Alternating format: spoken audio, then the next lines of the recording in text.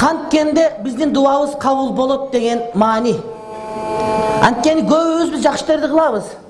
Жакшы иштерди кылган менен кээде дуабыз kabul болбой калат. Кудай Таалам пайгамбарлардын акыркысын түшүрдү. Эми жаңы пайгамбар келбейт. Кудай Таалам Куран китеп түшүрдү. Андан башка китеп келбейт. Куран биздин маңдайыбызда. А бирок сурай турган пайгамбарыбыз жаныбызда эмес. Анын сүннөтү бар.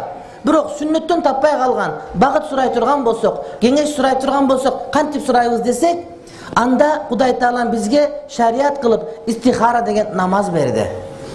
Ошол намаз аркылуу сурайбыз. Эгерде биздин тилибиз туура болсо, түшүбүз аркылуу өзүбүздүн багытыбызды, өзүбүздүн жолубузду билип турабыз.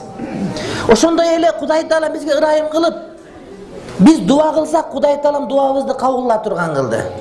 Бирок ошол кайсыл учурда кимдердин дуасы кабул болот дегенди үйрөнүп билүү бизге гана калды.